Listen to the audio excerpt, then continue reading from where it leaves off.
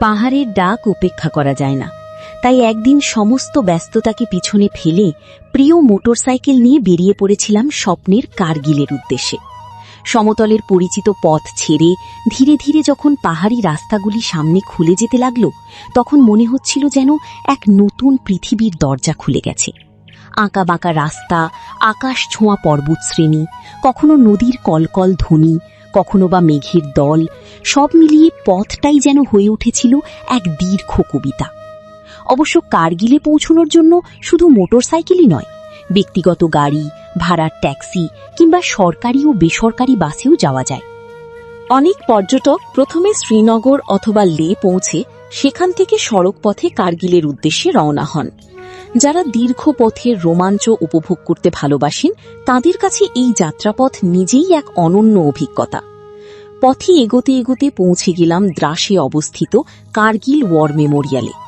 গোলাপি বেলেপাথরে নির্মিত এই স্মৃতিসৌধ শুধু একটি স্মৃতিচিহ্ন নয়, এই যেন বীরত্বের এক জীবন্ত মহাকাব্য। এখানে রয়েছে একটি ঐতিহাসিক গ্যালারি ও সংগ্রহশালা, যেখানে কার্গিল যুদ্ধের নানা আলোকচিত্র, মানচিত্র, যুদ্ধের স্মারক এবং বীর সেনাদের আত্মত্যাগ ও সাহসিকতার কাহিনী সযত্নে সংরক্ষিত রয়েছে। সেই প্রদর্শনী কক্ষে দাঁড়িয়ে উপলব্ধি করা যায়, এই পাহাড় শুধু প্রকৃতির নয়, দেশপ্রেমেরও এক অনন্য সাক্ষী। কার্গিল সেনাদের আমার সশ্রদ্ধ প্রণাম, যারা এখানটায় চিরঘুমে শায়িত রয়েছে। আমাদের ভারত মাতার সন্তান, আমাদের দেশপ্রেমিক, তাদেরকে অনেক প্রণাম। দেশের জন্য যে সেনারা দিয়েছে প্রাণ, আজ কার্গিলে অমর হয়েছে তাদের বলিদান।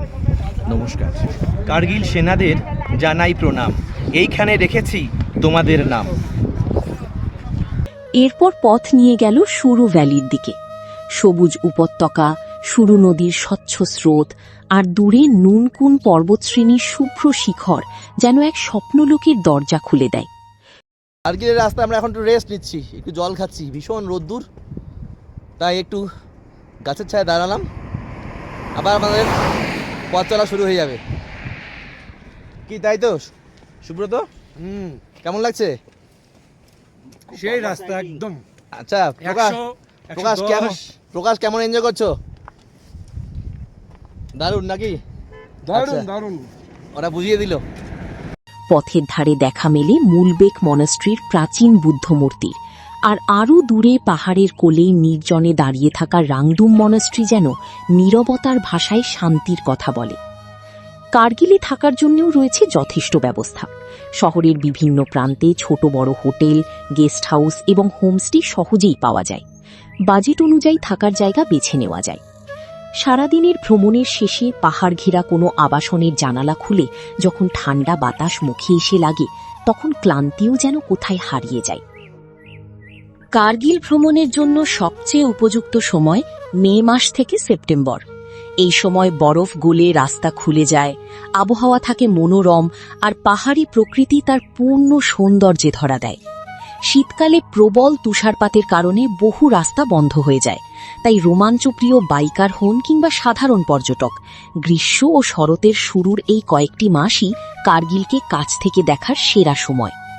ফেরার পথে বারবার মনে হচ্ছিল, কার্গিল শুধুই একটি স্থান নয়, এটি এক অনুভূতি। এখানে পাহাড়ের নীরবতা বীরত্বের গল্প শোনায়, নদীর স্রোত বিজয়ের গান গায়, আর আকাশের নীল বিস্তারে মিশে থাকে অসংখ্য অজানা স্বপ্ন।